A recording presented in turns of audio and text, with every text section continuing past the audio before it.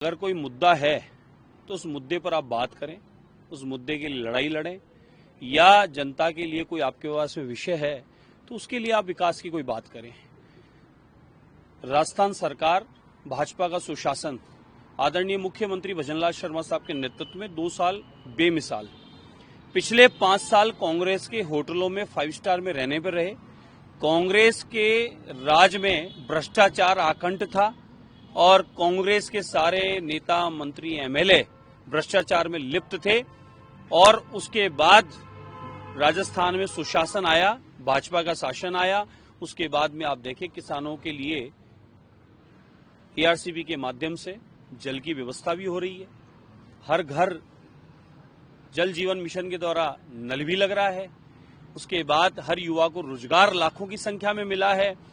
माताओं बहनों को सुरक्षा भी मिल रही है। नहीं तो 26 मामले तो थानों में लिखे जा रहे थे कांग्रेस के अंदर माताओं बहनों के दुराचार के, और भ्रष्टाचार के साथ साथ अराजकता का माहौल था। पत्थरबाजों की यहाँ टीमें गठित आपके द्वारा की हुई थी और यहाँ पर सनातनियों के उत्सवों पर रोज पत्थर बरसाने का काम चल रहा था।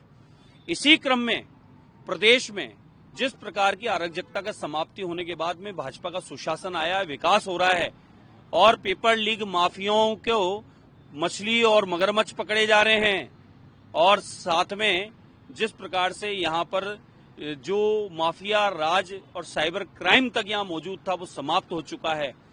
आप उस बात से मेरे को लगता है कहीं पीड़ित हैं। उपचुनाव में हमें बहुत अच्छी जीत प्राप्त हुई है, उस बात से आप पीड़ित हैं। प्रदेश का विकास बोल रहा है। केंद्र सरकार के नेतृत्व में, मोदी जी के नेतृत्व में प्रदेश और देश में और दुनिया में हमारे राजस्थान भी विकास की ओर बढ़ रहा है। राइजिंग राजस्थान आपके मुंह पर करारा जवाब है कि हमने 2 वर्ष में राइजिंग राजस्थान के माध्यम से इतिहास रचा है प्रदेश को अग्रणी लाने के लिए। तो पेट दर्द आपके इस बात का, बोलिए ना। एक पेट दर्द इस बात का भी है, रोहिंग्या बांग्लादेशी बोट क्यों कट रहे हैं? बांग्लादेश का प्रेम, पाकिस्तान का प्रेम कुछ छुपा नहीं है। षड्यंत्र रचे थे 1977 में इंदिरा गांधी जी ने। जवाब दीजिए इस बात का, डिबेट करिए, बैठिए हमारे सामने। इंदिरा गांधी जी ने क्या किया था?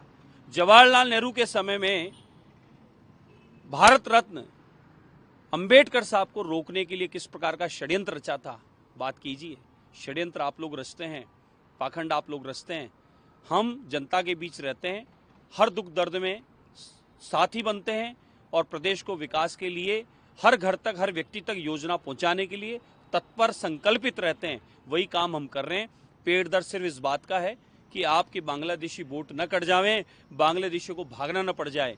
हमारा आपसे अनुरोध है, चुनाव आयोग मुक्त संस्था है।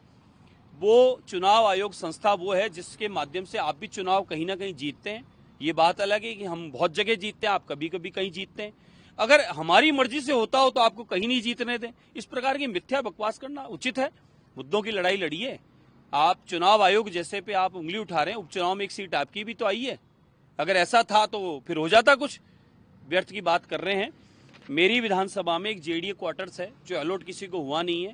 कांग्रेस काल में बाहर के लोग, बांग्लादेशी, रोहिंग्या या अन्य गिनत लोग उसमें आके घुस गए, उनके फर्जी मतदाता इसमें बन गए।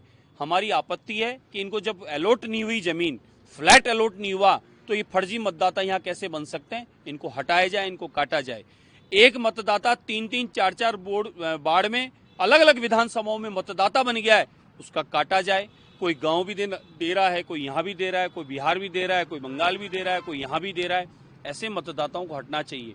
दूसरा, एक मकान नंबर में 65 मतदाता, एक मकान नंबर में 39 मतदाता, एक मकान में 82 मतदाता, एक मकान में 165 मतदाता, 182 मतदाता, और किसी मकान में 100-100, 200 मतदाता बताए जा रहे हैं। जिन मकानों की जांच करवाएं कि ये मतदाता इसमें है कहाँ। 50 गज के मकान में इतने मतदाता आए कैसे? ये फर्जीवाड़ा जो कांग्रेस ने किया था, वो कांग्रेस का फर्जीवाड़ा उजागर हो गया। पेट दर्द वो है, हमने आपत्ति की है। उनके पास में अगर कोई पेपर हैं तो वो चुनाव आयोग में पेश कर देंगे, और वो मतदाता यहीं का है और सरकार की योजनाओं का लाभ ले सकता है, यहाँ मतदान कर सकता है, लोकतंत्र का में वो भागीदार बन सकता है मजबूत करने में। तो हमें क्या आपत्ति है? कागज पेश कर दे। फर्जी है तो कटेगा। तो मैंने कांग्रेस का जो देखा, पूरा ये वायुमंडल जो बनाया है, मुद्दों पर कोई लड़ाई नहीं है। फर्जी मतदाताओं को रोकने के लिए, बांग्लादेशी रोहिंग्याओं से प्रेम के लिए इस प्रकार की झूठी बातें कर रहे हैं। बाकी फर्जी मतदाता इस प्रदेश में कहीं भी नहीं रहने देंगे। हमारी आपत्ति है, अगर उनके पास भी प्रूफ हो तो वो पेश कर सकते हैं, हमें कोई आपत्ति नहीं है। चुनाव आयोग पे हमें विश्वास है, वह निष्पक्ष संस्था काम करती है और वह जो काम करती है